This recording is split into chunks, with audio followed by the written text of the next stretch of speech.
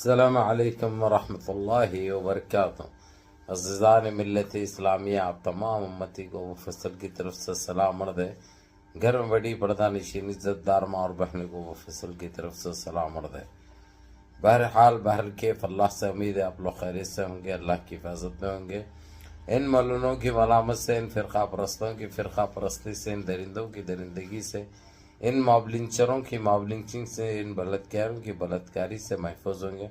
اللہ آپ لوگوں کو اپنے حفظ امان میں رکھے، اللہ اپنی حفاظت میں رکھے، اللہ ہر آبا سے ہر شر سے محفوظ رکھے۔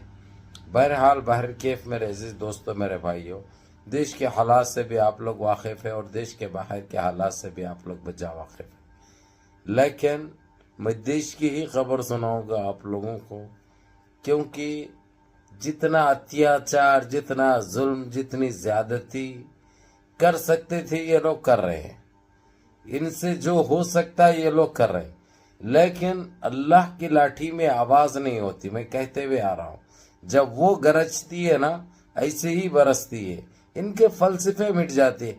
اور کتنے نادان بولنا ان کو، یا بیخوب بولنا ان کو، ان ظالموں کو، ان کو اتنی مار پڑ رہی ہے، اتنے ذلیل ہو رہے ہیں، اتنے رسوا ہو رہے ہیں، پھر بھی ان کی کوئی فرق نہیں پڑ رہا، انہوں کوئی چیز میں کامیاب نہیں ہو رہے۔ میرے عزیز دوستوں، میرے بھائیوں، ابھی آپ لوگوں کو بتا دوں میں، جس طریقے سے جو غوطے لگائے یہ لوگ، جا کے جو ڈبکی لگائے، جو ہزاروں کی تعداد میں تقریباً 42,000 لوگ ایسے گم ہو چکے ہیں، بھاگ دوڑ میں ختم ہو چکے ہیں، دب کے مر چکے ہیں۔ اس مدعے کو ہٹانے کے لیے، اس مدعے سے بھٹکانے کے لیے لوگوں کو ایک نیا ہتھ کنڈا استعمال کر رہے ہیں، لوگ ایک نئی سوچنے کی کوشش کر رہے ہیں۔ لوگ کسی طریقے سے مسجدوں کو شہید کیا جائے تو ان کا غصہ بھی تھمتا اور ایک نئے ایشو پہ جائے گا دیش۔ ان کی سوچ ہے بھائی، یعنی ایسا ہوتا میں نہیں کہہ رہا ہوں، ان کی ذہنیت، ان کا دماغ، ان کی نادانی، ان کی بے خوفی یہ ان سے کرا رہی ہے۔ لیکن یہ لوگ کتنے ذلیل ہو رہے ہیں، کتنے رسوا ہو رہے ہیں، کتنے بے عزت ہو رہے ہیں، پھر بھی ان کو فرق نہیں پڑ رہا، کیونکہ ان کے پاس شرم نام کی چیز ہی نہیں ہے، تو یہ بے شرم ہونے سے ان کو فرق کیا پڑتا ہے۔ ایک اور مسجد کو یہ لوگ شہید کر چکے ہیں، یہ کانپور کا حادثہ ہے۔ کانپور میں پھر ایک مسجد کو یہ لوگ شہید کر چکے ہیں، جبکہ وہ مسجد وہاں کے لکھ پتی بول سکتے ہیں، کیونکہ کروڑ پتی تو نہیں ہیں، لکھ پتی نے اپنی خود کی زمین پر چندہ اکٹھا کر کے لوگوں سے 4، 6، 8، 10 جنے مل کر مسجد کو تعمیر کیا تھا، ایک 15 سال پہلے۔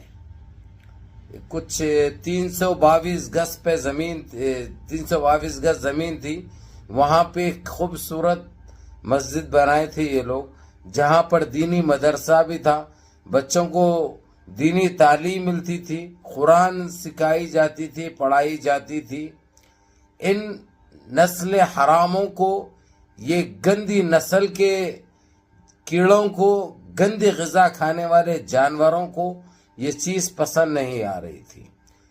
حالانکہ اس سے پہلے ایک نوٹس دیے تھے یہ لوگ، بعد میں ہائی کورٹ تک گئے وہ لوگ، مسجد کے نگران کار اور جو بھی کمیٹی ہے، جانے کے بعد وہاں پہ اس کے سروے نکالا گیا اور چیک کیا گیا، تحقیق کی گئی، معلوم ہوا کہ زمین فلاں انصاری صاحب کی ہے اور انہوں نے یہ مسجد بنائی ہے، ان کا ذاتی پراپرٹی ہے، یہ ثابت ہو گیا۔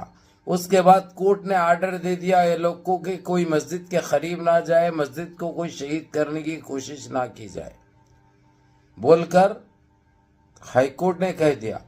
اس کے بعد ہائی کورٹ بولے 104 دن انہوں نے مسجد کو رات شہید کر دیا، رات بلڈوزر چڑھا دیا۔ وہاں پہ قرآن پاک تھے، وہاں پہ ایسے قرآن وغیرہ رکھے ہوئے تھے اس کی بھی بے حرمتی کی اس نسل حراموں نے، وہ گندے جانوروں نے۔ اب یہ دیکھ کر پھر دوبارہ ہائی کورٹ کو گئے وہ کمیٹی کے، یہ سارے ویڈیوز اور فوٹوز لے جا کے بتائے۔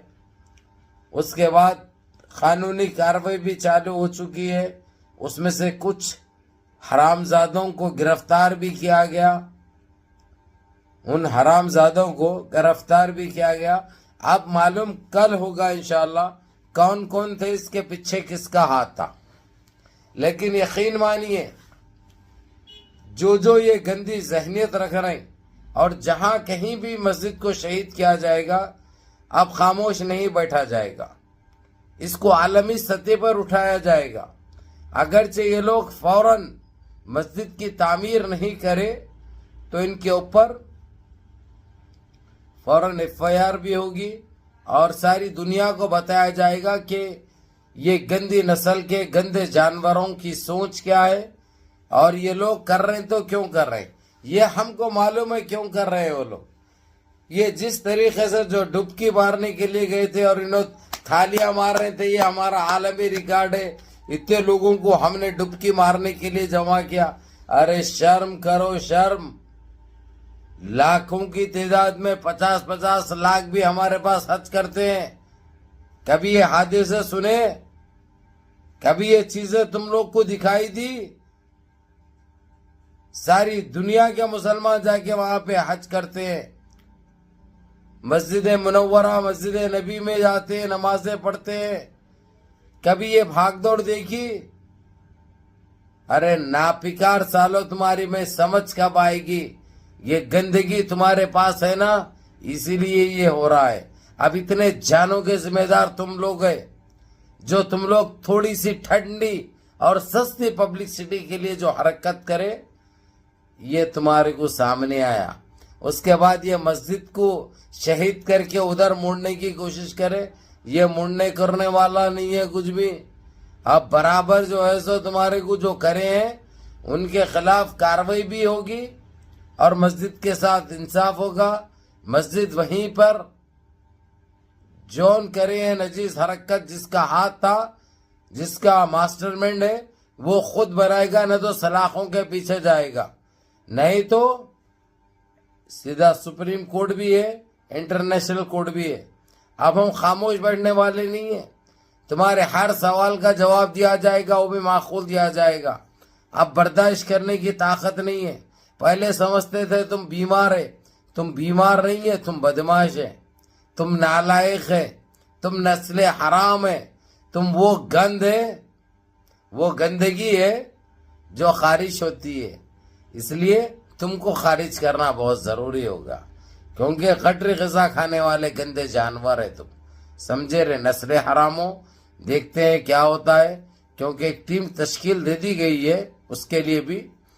اب پچھلی مسجد تو دیکھیے آپ نے 2 دن پہلے، وہ تو الحمدللہ تیار کرنے کا اعلان ہو گیا اور وہ تیار کر رہے ہیں۔